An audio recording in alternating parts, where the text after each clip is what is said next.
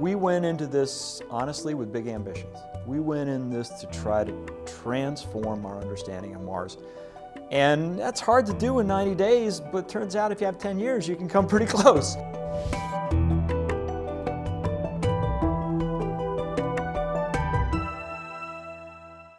It's been a decade-long string of can we make it to the next crater?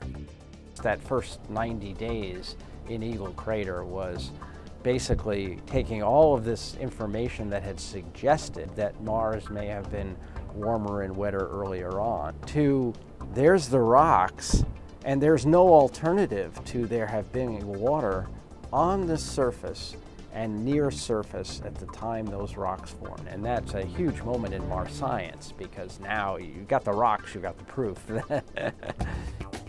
So the next step was to go to Endurance. We saw really a rather narrow section of rocks in Eagle, and now we got a bigger section of rocks in Endurance, and gave us a much richer story about how the evolution of this environment occurred. We got to Victoria, we spent 2 years exploring it, we went down into it, came back out, walked along the edge of it, peered over the edge of the cliff. And we could see the dune forms that existed and which way they were blowing the sediment. And a much clearer idea of the changes that occurred within the rocks when they were buried. It took 3 years of driving. Endeavour has this rim that sticks up real high, and as soon as we pulled up to the rim of that crater, everything changed. It was like a new mission, new landing site.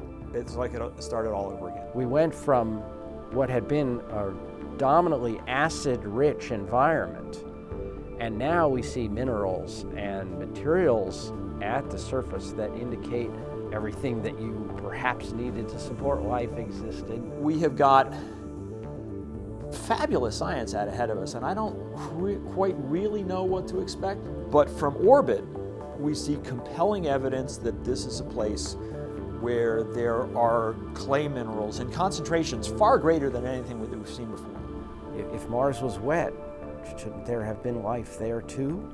Are we an accident of the highest order, or will life form anywhere that liquid water is present?